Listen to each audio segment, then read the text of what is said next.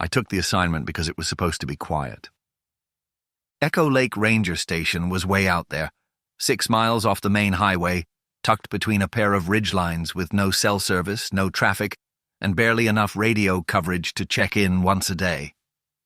Most of the time, the only things you saw were birds, wind, and maybe the occasional hiker, which was exactly what I needed.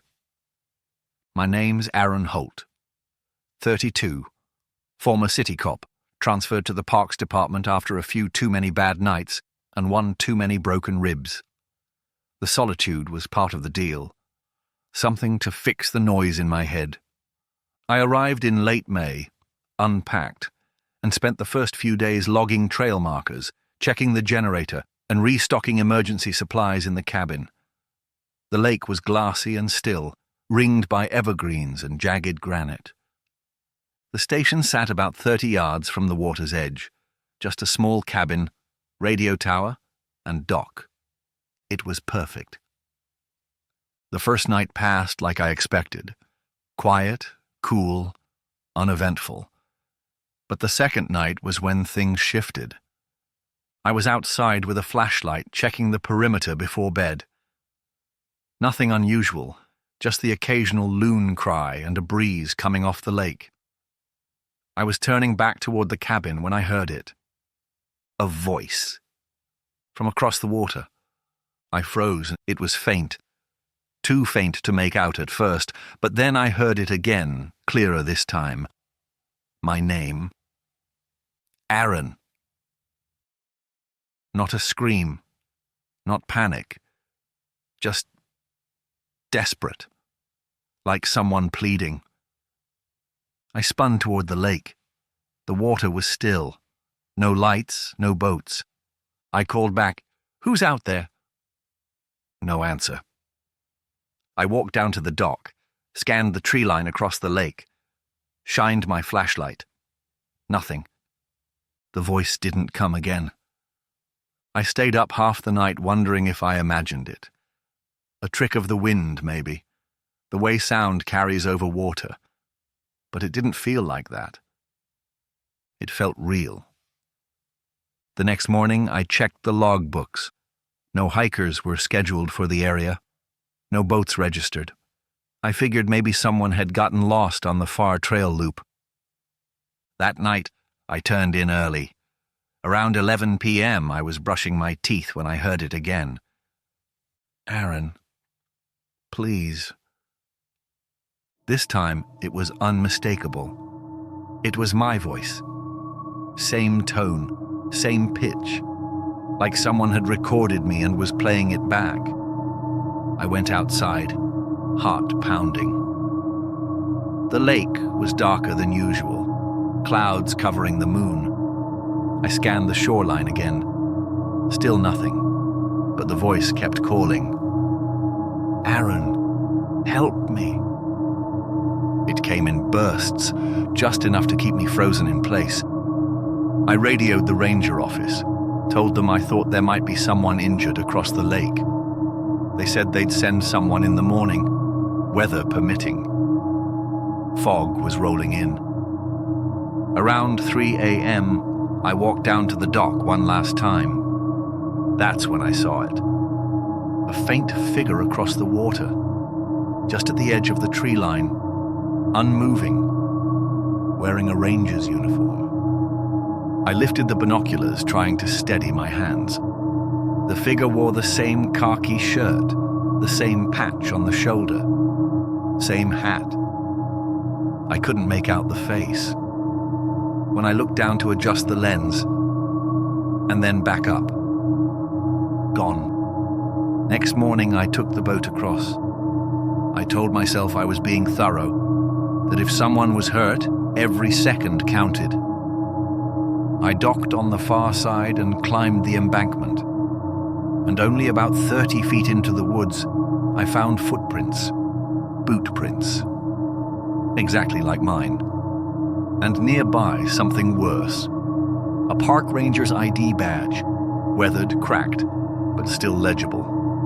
Name: Aaron Holt. Photo: me.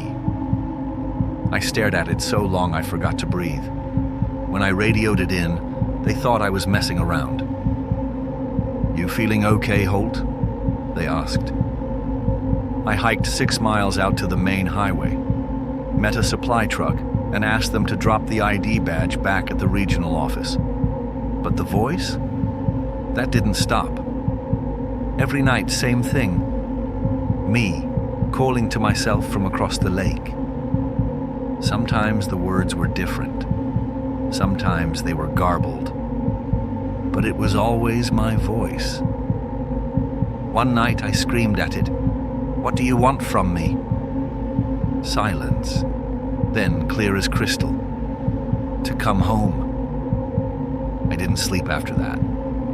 I checked all my gear, looked for cameras, transmitters, thought maybe someone was playing a twisted prank. But I found nothing.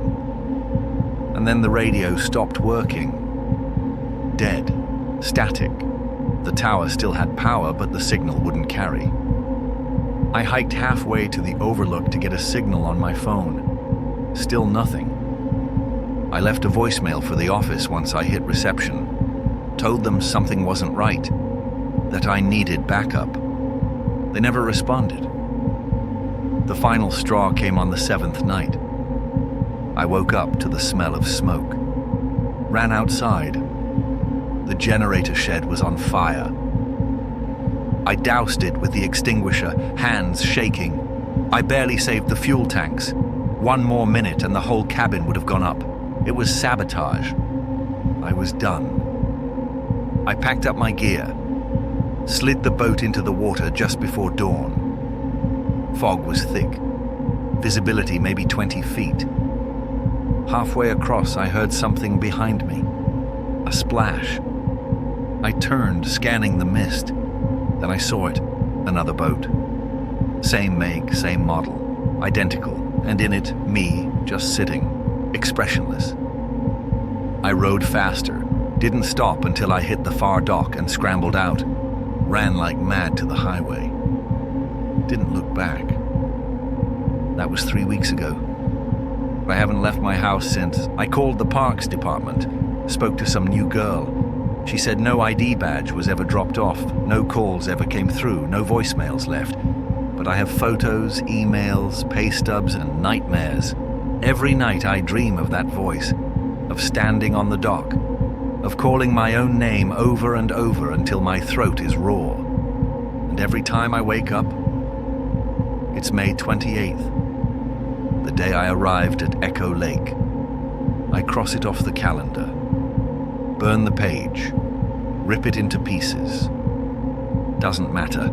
The next morning, my calendar is reset. My watch and phone both say May 28th.